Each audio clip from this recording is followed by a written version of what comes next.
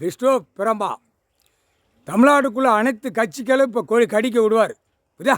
கடிக்க விட்டா தானடா அந்த கணக்கு துஷ்டு வரும். பூமியில் உட்காராதனால இவ்வளோ சேட்டை நீ பண்ணுத மானிட பேல முக்கால் சத்தியம் கணக்கு போட்டாச்சுடா.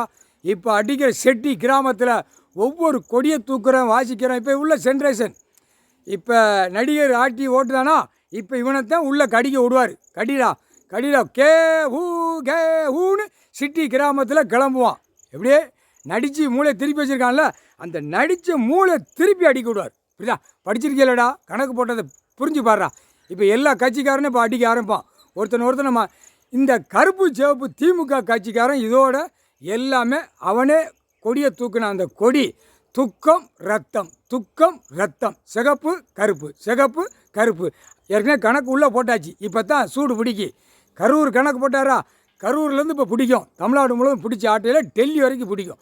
டெல்லி பிடிக்கல சோழி முடிச்சுடுவார். கால் சத்தியம் அதிலே எல்லாமே கொடியை தூக்கி ஆட்சி ஆண்டு அவன் என்னடானா வாழ்க்கை திட்ட வெட்டிக்கிட்டே அலைவான் மன்னராட்சியிலேருந்து. புரியுதா?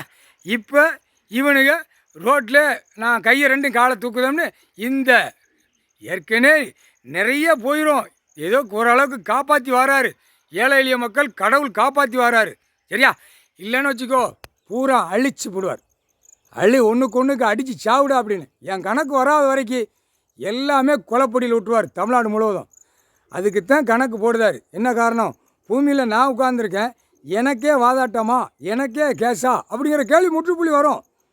கடவுள் உட்காந்துருக்காரு, அவற்றை போய் நீ விளையாடலாமாங்கிற கேள்வி எல்லா நீதிமன்றத்திலையும் வரும். வராதில்லை, வரும். அது வானரப்பட இராணுவம் முப்பட வீரர்களுக்கு அவங்களுக்குள்ள கணக்கில் கேள்வி கேட்பான். கேட்கல ஏன் நீ தப்பு செய்த அதை கூப்பிட்டு பார்க்கணும், இல்லை உள்ளே போய் பார்க்கணும்.